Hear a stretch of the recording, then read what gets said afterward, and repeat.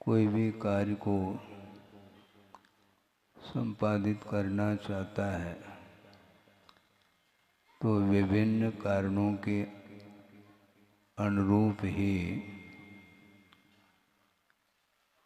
कार्य हुआ करता है। ये सिद्धांत में अपने को पढ़ने को मिलता है। विद्यार्थी है, विद्या हासिल करना चाहता है तो वह गुरु का आलम्बन लेता है। कोई रुग्ण है, व्याधिग्रस्त है तो वह वैद्य का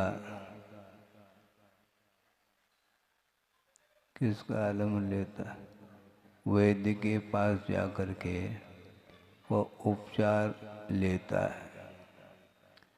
कोई व्यक्ति है जो नदी को पार करना चाहता है तो उसके लिए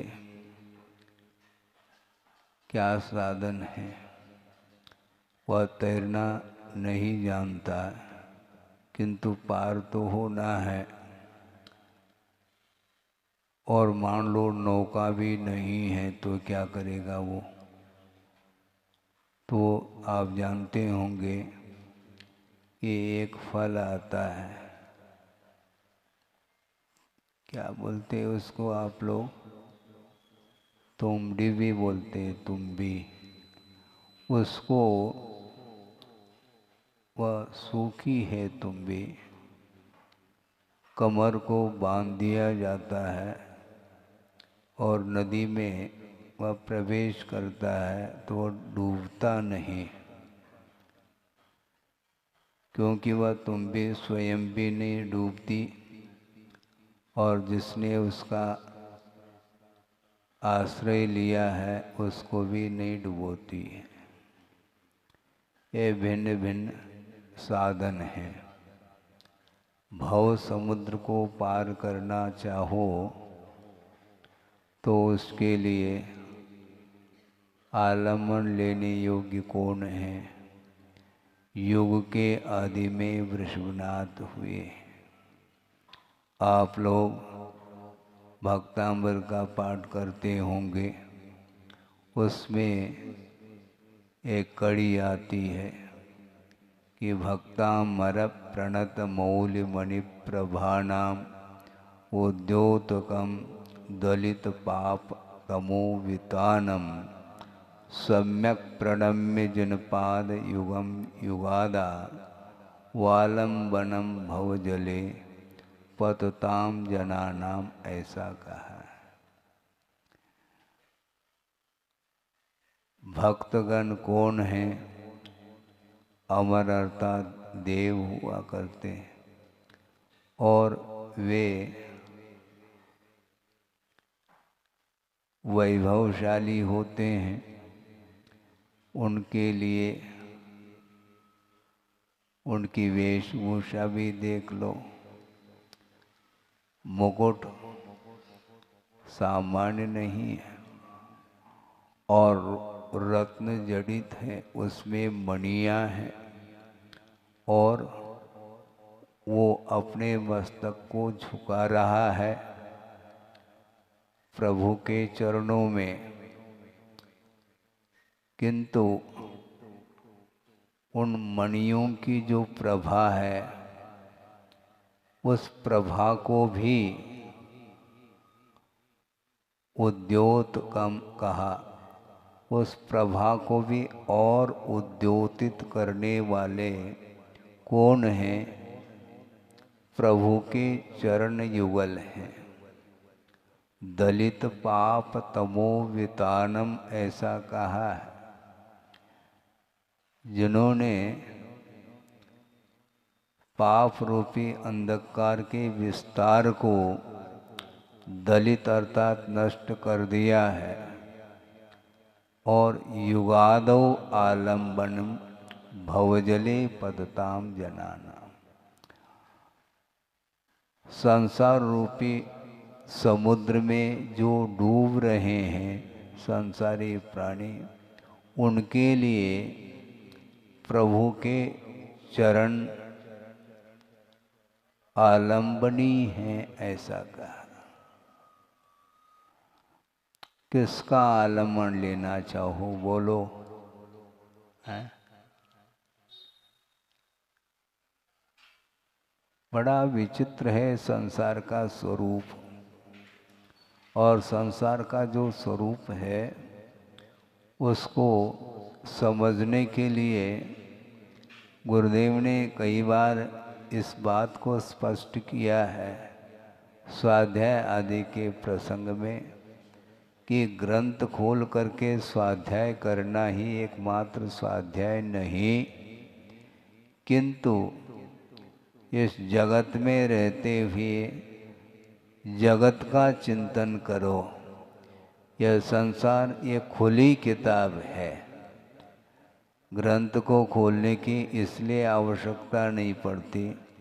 प्रत्येक संसारी प्राणी अपने अपने परिणामों के माध्यम से ही कर्म का अर्जन करता है, चाहे वह पाप कर्म हो चाहे पुण्य कर्म हो, और उसका फल भोगने के लिए विभिन्न गतियों में जा कर के दीर्घ काल तक उसका उपभोग करता है।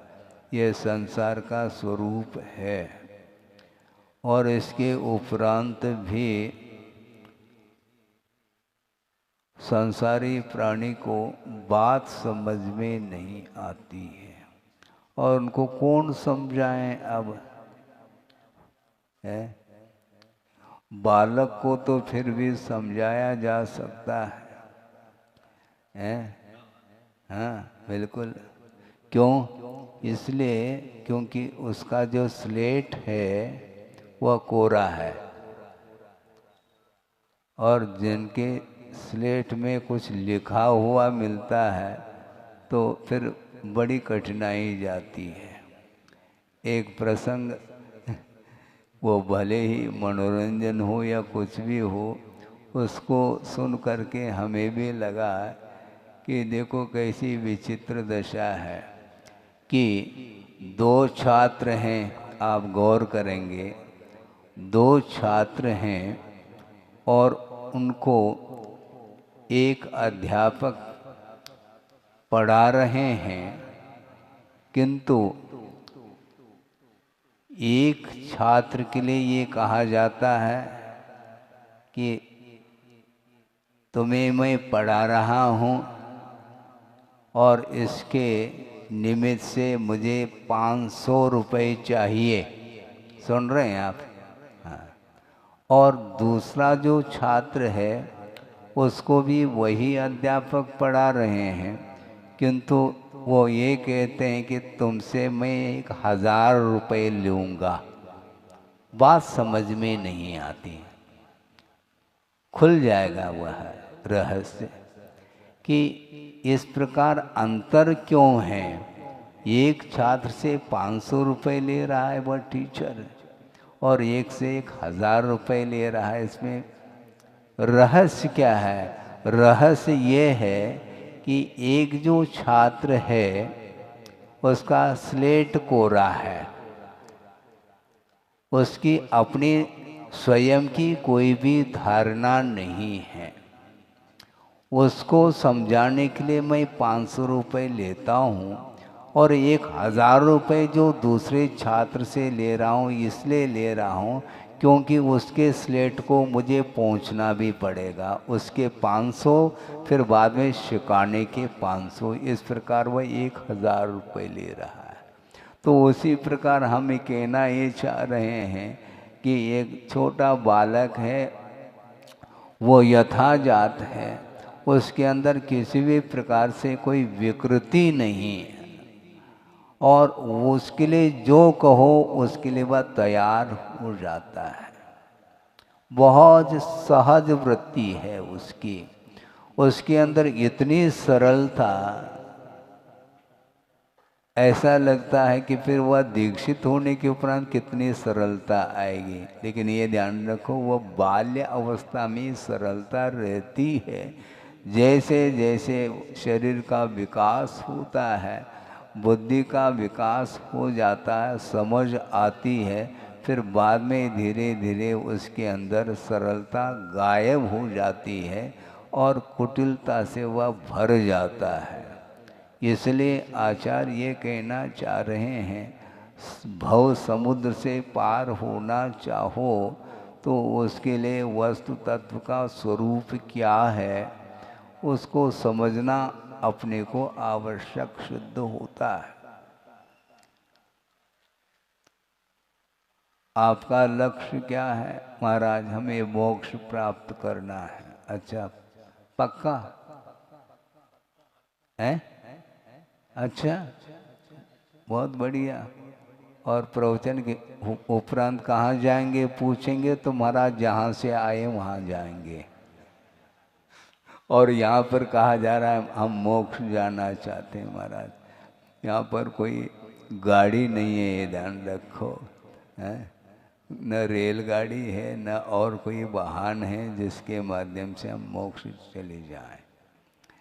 कहना आसान है किंतु निरंतर उसी ओर दृष्टि को बनाए रखना बहुत कठिन हो जाता है। मन हमेशा रंग बदलता रहता है। आपने देखा गिरगिट को? गिरगिट बोलते हैं, हाँ, वो उसका रंग बदलता है, कभी हरा कभी पीला कभी लाल, इस प्रकार के विभिन्न रंग को वह परिवर्तित होता चला जाता है। उसी प्रकार संसारी प्राणी कभी कुछ कभी कुछ कभी कुछ, उसको समझाना बहुत कठिन हो जाता है। सबसे अधिक सुनो, सबसे अधिक यदि गति है तो किसकी गति है? आगम में उल्लेख आता है एक अविभागी पुद्गल परमाणु जिसकी गति एक समय में 14 राजों हो सकती है, होती है। मैं समझता हूँ कि शायद इससे भी अधिक गति है मन की। मन कभी भी आपके अंडर में रहता ही नहीं, आप उसके अंडर में रहते हैं। आप अर्थात संसारी प्राणी मन के वशभूत हैं, इंद्रियों के वशभूत हैं, इसलिए उसको समझाने में कठिनाई जाती है। आप बैठे जरूर यहाँ पर, किंतु आपके जो विचार उत्पन्न हो रहे हैं मन में, उस अपेक्षा से वह मन किस ओर भाग रहा है इसको पकड़ना अत्यंत कठिन हो जाता है। इसके बावजूद भी निरंतर प्रयास करने से वह मन केंद्रित हो सकता है, एक पदार्थ में टिकाया जा सकता है। और एक पदार्थ में टिकाने का नाम ही ध्यान ऐसा कहा है। ज्ञान में और ध्यान में बड़ा अंतर है। ज्ञान के माध्यम से वस्तु तत्व को हम जान सकते हैं, पहचान सकते हैं, किंतु स्वरूप का बोध होने के उपरांत भी उस स्वरूप तक पहुंचने के लिए ज्ञान पर्याप्त नहीं, किंतु ध्यान की बड़ी आवश्यकता है। उदाहरण इसके लिए ये दिया है, ध्यान बोलते किसको? ज्ञान की ही परिणति है। ज्ञान से अलग कोई ध्यान नहीं है, लेकिन कथनचित उसमें भिन्नता देखने में आती है। वो ये है कि अपरिस्पंद अग्निशिखावत, अपरिस्पंद अग्निशिखावत अवभासमानम ज्ञानम एव ध्यानम, ऐसा पूज्यपाद स्वामी ने स्पष्ट किया है। वह ज्ञान ही ध्यान के रूप में परिणत होता है, जिस प्रकार अग्नि की शिखा, उसकी जो लो है वह अपरिस्पंद है, उसमें स्पंदन नहीं है, उसी प्रकार ज्ञान जब तक स्पंदित रहेगा तब तक वह ध्यान का रूप ले नहीं सकता। इसलिए अनुप्रेक्षा और ध्यान में बड़ा अंतर है। अनुप्रेक्षा ध्यान के लिए कारण सिद्ध हो सकती है, किंतु अनुप्रेक्षा स्वयं ध्यान नहीं है। कथनचित उसको ध्यान कहा जा सकता है, क्योंकि एक प्रकार से जो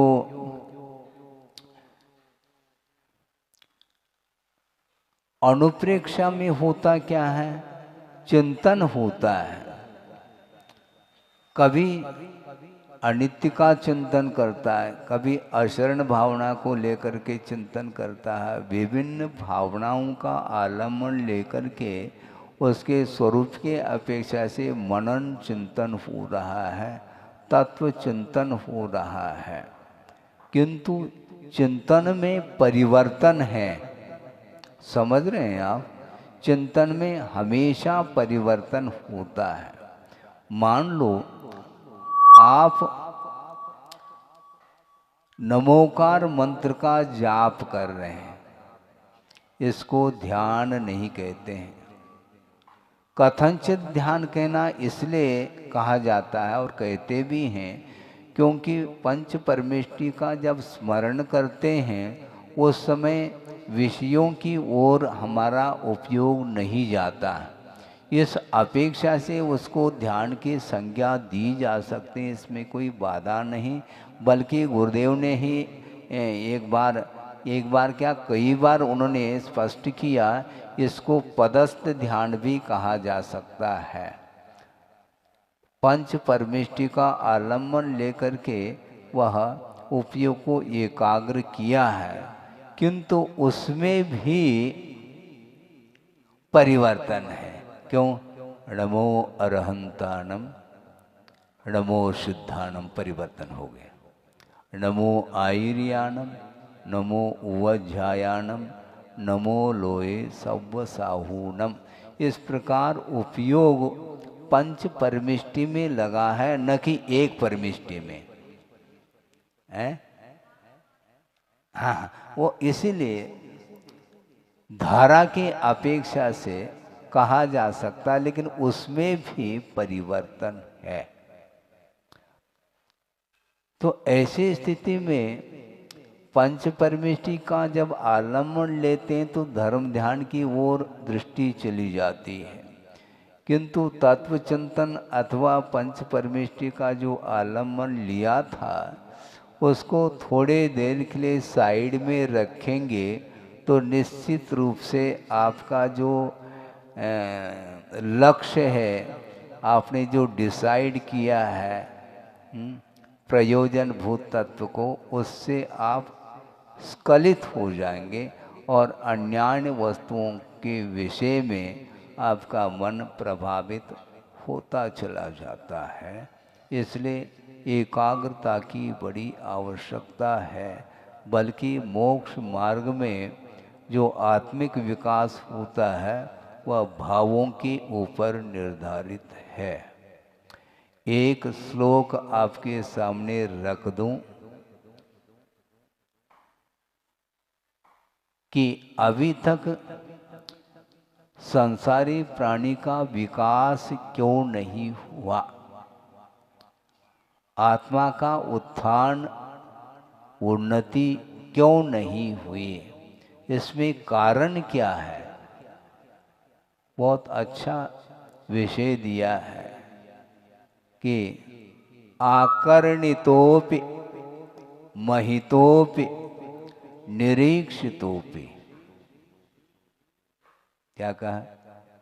आकर्णितोपि महितोपि निरीक्षितोपि नूनं न चेतसि मया विधृतोष भक्त्या जातोस्मि तेन जन बांधव दुख पात्रम और यस्मात् क्रिया प्रतिफलन्ति न भाव शून्या, भाव शून्या क्रिया न प्रतिफलन्ति।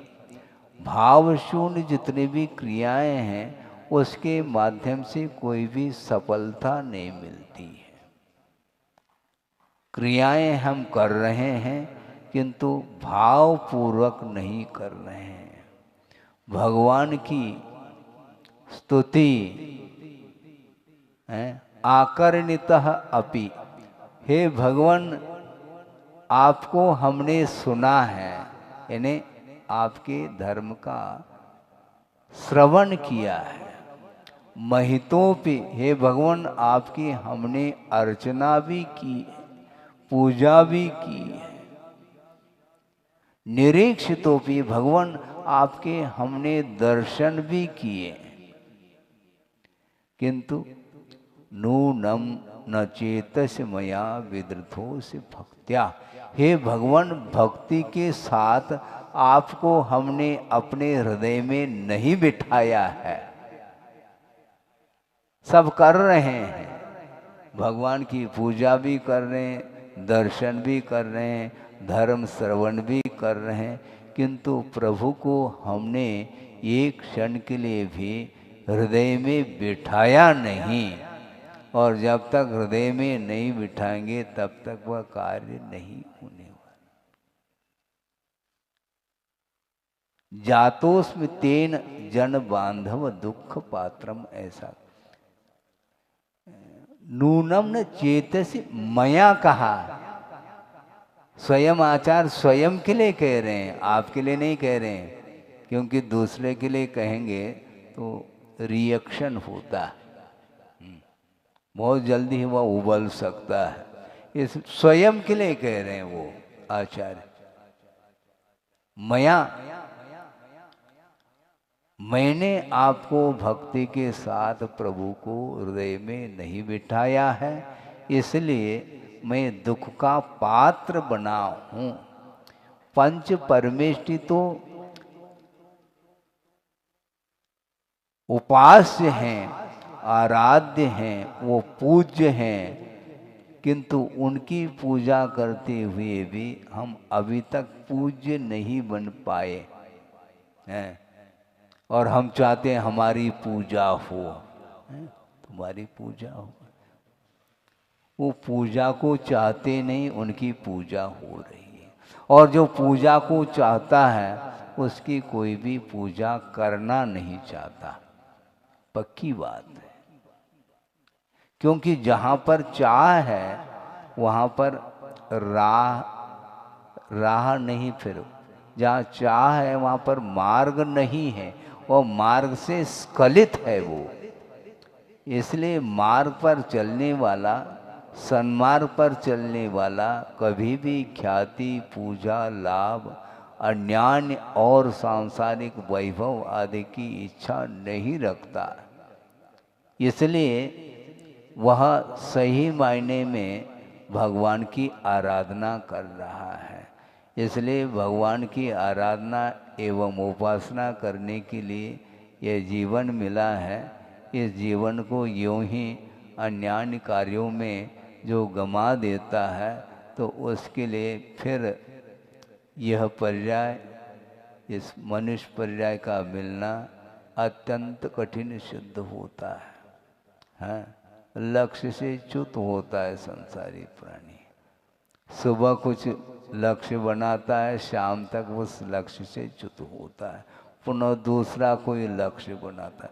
बहुत सारी उसकी इच्छाएं हैं, उन इच्छाओं की पूर्ति के लिए बार बार वह अपने विचारों को परिवर्तित करता रहता है। एक पदार्थ पर उसका उपयोग टिका नहीं रहता, इसलिए अपरिस्पंद अग्नि शिखावत कहा है। परिस्पंदन से रहित जो अग्नि की शिखा है, लो है, वह एक प्रकार से निस्पंद होने के कारण उसके माध्यम से प्रकाश भी पर्याप्त मिलता है। और हवा के कारण यदि वह लोह स्पंदित हो जाए तो प्रकाश में भी कमी आती है। और यहाँ तक कहता गुरुदेव ने कि जो स्पंदित है लोह, उसके ऊपर आप उंगली भी रखोगे तो वह उंगली जलेगी नहीं। उसी प्रकार ये निस्पंद यदि ज्ञान रहेगा तो कर्मों को जलाने में सक्षम सिद्ध होता है। ज्ञान कभी भी कर्मों को जला नहीं सकता, क्योंकि ज्ञान में स्पंदन है। ज्ञान को निस्पंद बनाने का पुरुषार्थ जो करता है वही सही मायने में साधक शुद्ध होता है। साधना, समीचीन साधना वही मानी जाती है। लक्ष्य बांधने के उपरांत जब तक लक्ष्य की उपलब्धि न हो तब तक उसका एक ही निशानी जिसको बोलते हैं, इधर उधर बढ़ नहीं जाता। अनेक प्रकार के इंद्रियों को आकर्षित करने वाले, अनेक प्रकार के पदार्थ, मन को लुभाने वाले पदार्थ मिलने के उपरांत भी उसको वह नज़रअंदाज कर देता। हमें नहीं चाहिए, ये बहुत कठिन है। मुझे कुछ नहीं चाहिए, ये यदि मान लो धारणा दृढ़ होती चली जाएगी तो बहुत जल्दी वह उत्तीर्ण हो जाएगा अपने क्षेत्र में। ये बहुत कठिन होता, मुझे कुछ नहीं चाहिए, क्योंकि जो भी था उसका विमोचन उसने कर लिया। अब मुझे कुछ नहीं चाहिए, यहाँ तक कि मुझे मोक्ष की भी इच्छा नहीं। महाराज ये फिर क्या, ये क्या मतलब? इसलिए क्योंकि इच्छा करने मात्र से मुक्ति मिलेगी क्या? तो सभी लोग इच्छा करने के लिए बैठे हैं। हाँ, पुरुषार्थ करो। पुरुषार्थ करेंगे तो जीत होगी है, लेकिन मोक्ष पुरुषार्थ है, और कोई पुरुषार्थ नहीं है। यहाँ पर बहुत सारे पुरुषार्थ होते हैं, और किंतु उस पुरुषार्थ से हमारा कोई संबंध नहीं है। इसलिए गुरुदेव ने दोहा में भी लिखा है, ना तो सुर सुख चाहता शिव सुख की ना चाह, तव थुति सरवर में सदा होवे मम अवगाह। हे भगवान, मैं आपकी स्तुति ही करता रहूं, और कोई इच्छा मेरी नहीं, क्योंकि आपकी स्तुति करते करते ही मुझे मुक्ति मिलेगी। क्योंकि भगवान की स्तुति भी परंपरा से मोक्ष के लिए, निर्वाण के लिए कारण बताया है। इसलिए शुभोपयोग आत्मक अर्थात प्रवृत्ति मूलक जो चारित्र है उसमें ध्यान को छोड़ करके सारे सारे आवश्यकों का पालन होता है। इसलिए उस शुभोपयोगात्मक प्रवृत्ति में हमारा उपयोग हमेशा बना रहे। जब तक शुद्धोपयोग की उपलब्धि न हो तब तक मैं शुभोपयोग का आलम्बन लेता ही रहूँगा, बल्कि उस आलम्बन को छोड़ूंगा नहीं। इसलिए श्रावक के लिए भी, गृहस्थ के लिए भी शुभोपयोग ही मुख्य है, शुद्धोपयोग उसकी भूमिका में नहीं है। और श्रवण की भूमिका में जो ध्यान अर्थात शुद्धोपयोग है उसकी मुख्यता है, और शुभोपयोग की गौणता है। इसलिए गौण मुख्य ये अलग विषय है, किंतु लक्ष्य जो है शुद्धोपयोग के माध्यम से केवल ज्ञान प्रकट होना है। भगवान की आराधना करते हुए भी विकल्पात्मक यदि आराधना है तो वह शुभोपयोग आत्मक ही आराधना मानी जाती है। और निर्विकल्प हो करके एक वस्तु में यदि मान लो उपयोग टिक जाता है तो उसका नाम ध्यान है, और उस ध्यान के माध्यम से कर्मों का क्षय देखने में आता है। इसलिए कर्मों की निर्जरा अलग है और कर्मों का क्षय अलग है।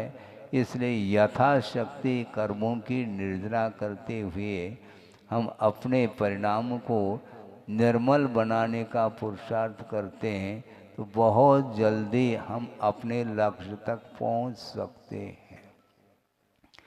यदि मान लो भावपूर्ण क्रियाएं नहीं हैं, फिर वह दुख का ही पात्र बनेगा।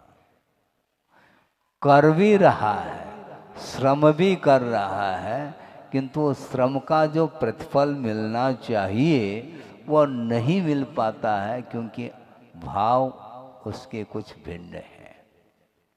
इसीलिए भावपरक क्रियाओं को करना चाहिए। इसका अर्थ ये एकांत नहीं, ये भी ध्यान रखो। नहीं तो किसी ने कहा कि महाराज हम भाव पूजा कर सकत। अच्छा, फिर भाव पूजन करना है तो भोजन भी भावात्मक कर लो। उसमें द्रव्य की क्या आवश्यकता आपको? भोजन तो वहां पर तो द्रव्य की बात करता है, और भगवान की पूजा के समय पर हम भाव से पूजा कर लेंगे, ऐसा नहीं। आपकी भूमिका में भाव परक पूजन करते हुए भी द्रव्य का भी आलम्बन लेना चाहिए। उसके माध्यम से भी विशुद्धि बढ़ती है। इसलिए जो अष्ट मंगल द्रव्य हैं, उन द्रव्य को भी मंगल कहा है। उस द्रव्य को भी उपचार से मंगल कहा, क्योंकि उस द्रव्य के माध्यम से भी भावों में निर्मलता आती है, उसके लिए वह कारण है। इसलिए जो भाव मंगलमय भाव हो, इसके लिए द्रव्य भी लेते हैं और चढ़ाते रहते हैं।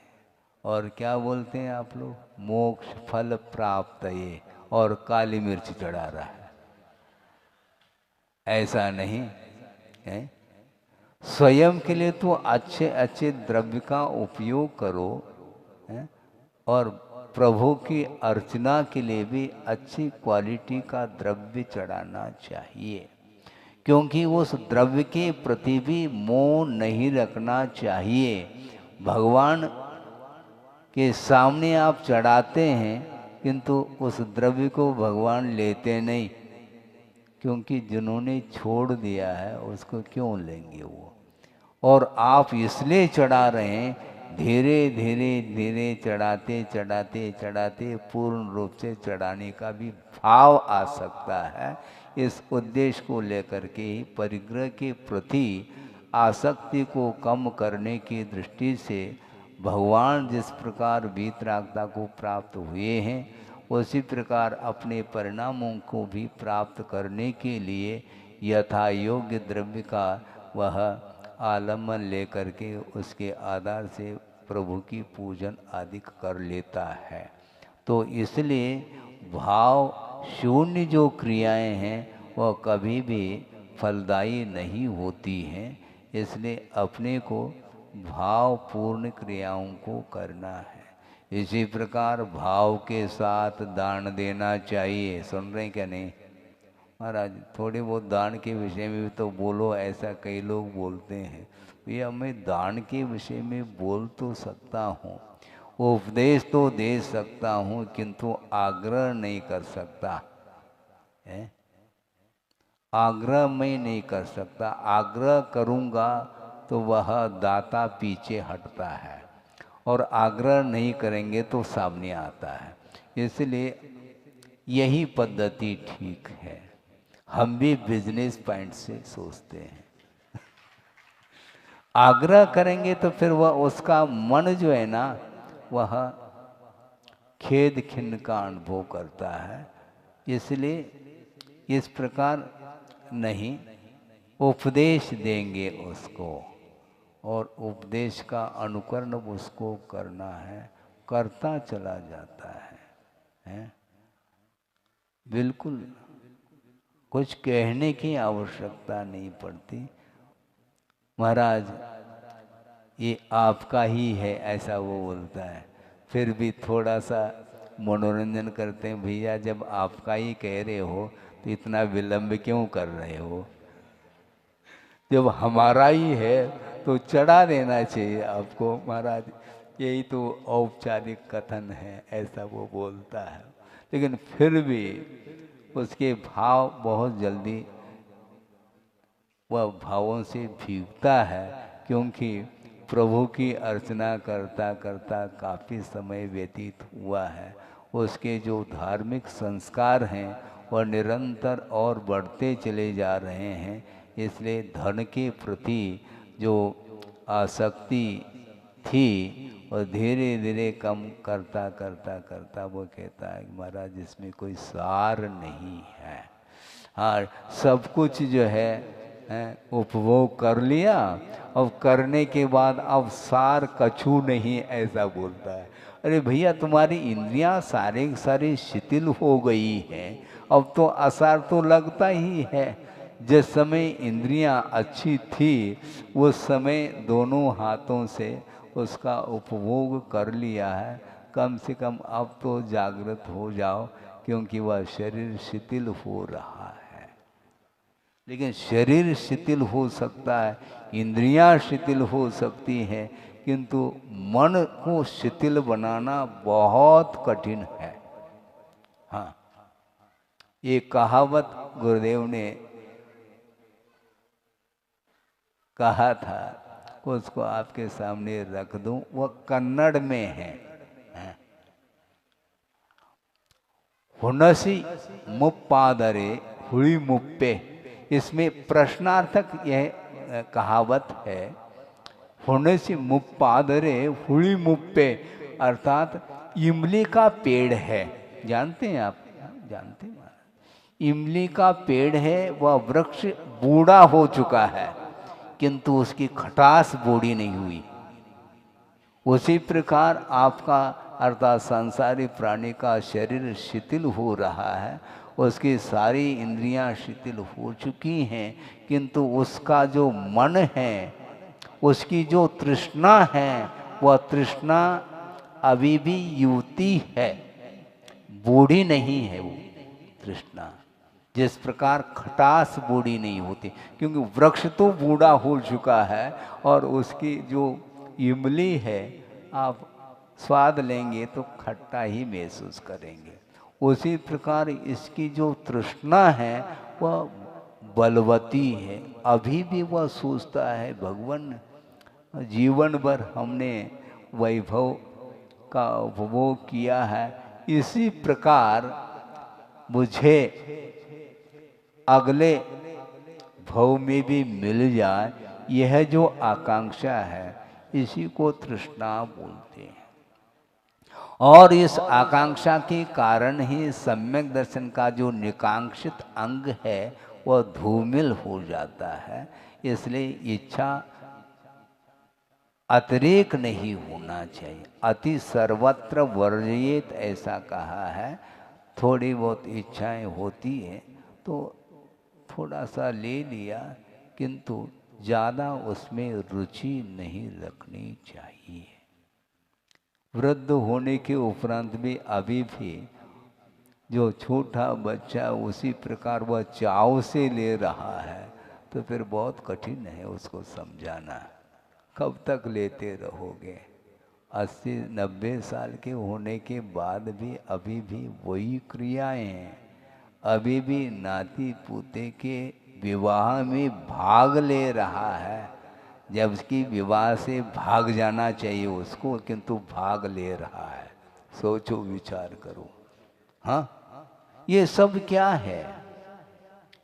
यदि इस प्रकार करेंगे तो कभी भी धार्मिक जो संस्कार हैं वह पढ़ नहीं सकते हैं। धार्मिक संस्कार को डालने के लिए, मजबूती के लिए विरक्ति की बड़ी आवश्यकता है। धीरे धीरे धीरे विरक्ति बढ़े, कोई बाधा नहीं, लेकिन बालक के समान उसकी वृत्ति नहीं होनी चाहिए। तो मैं ये कह रहा था, समय आपका होने को है, कि वस्तुतः देखा जाए वस्तु का स्वरूप जिसे ज्ञात हुआ है, अब उसकी गाड़ी रिवर्स नहीं होनी चाहिए। वस्तु तत्व का बोध होने के उपरांत तो कम से कम उसको विषयों को साइड में रखना चाहिए, बल्कि छोड़ने के बाद भी वही वही बात यदि मन में आती है तो फिर ऐसी स्थिति में बहुत वह अभी कमज़ोर कहलाएगा। इसलिए साधना करने के लिए आप कहीं भी रहो, किंतु साधना करने के लिए जो सामग्री है, धर्म ध्यान की सामग्री, उसी का आलम्बन लेकर के हम साधना कर सकते हैं। आर ध्यान और रौद्र ध्यान की सामग्री के माध्यम से आर ध्यान रौद्र ध्यान ही होना है। इसलिए धर्म ध्यान की सामग्री को कभी भी एक क्षण के लिए भी नहीं छोड़ना चाहिए, ऐसा आगमकारों ने कहा है। इसलिए वैराग्य को कायम रखने के लिए वस्तु तत्व का चिंतन मनन निरंतर करेंगे तो निश्चित रूप से वस्तु का क्या स्वरूप है वह पकड़ में आता है, वस्तु का क्या स्वभाव है, उसकी क्या प्रकृति है, वह सब पकड़ में आता है। इसलिए बार बार उपदेश देने के अपेक्षा से ज्ञान होने के उपरांत उस ज्ञान के माध्यम से अपने चित्त को, अपने उपयोग को या मन को एकाग्र करने का जो पुरुषार्थ करता है, तो निश्चित रूप से धर्म ध्यान उसके लिए है लगाने की आवश्यकता नहीं, अपने आप लग जाता है। उपयोग बाहर जा रहा है, उसको भीतर ले आओ। पदार्थों को हटाना नहीं, उपयोग को ही हटाना है। महाराज क्या करें, मन चंचल है। इसे जितना भी समझाता हूँ उतना ही मचलता है, ऐसा वो बोलते हैं। वो मचलता है, वो बिल्कुल मचलेगा वो, और लयबद्ध तरीके से बोल रहा है, इसी का नाम तो मचल रहा है, वो अभी भी मचल रहा है वो। हाँ बिल्कुल, उसमें वह संगीत गीत आदि में वह डूब रहा है कि वस्तु तो जो चंचल जो मन का स्वभाव है उसको स्थिर रखने के लिए अपने को ही पुरुषार्थ करना है, उसको अपने अंडर में रखने का पुरुषार्थ निरंतर साधक लोग करते रहते हैं। उनके दर्शन आदि के माध्यम से भी आपका भी मन निश्चित रूप से स्थिर होगा और एक समय वह भी देखने को मिल सकता आपके जीवन में कि जिस प्रकार साधना करने वाले साधक होते हैं उसी प्रकार साधना करके आप अपने साध्य को उपलब्ध कर सकते हैं।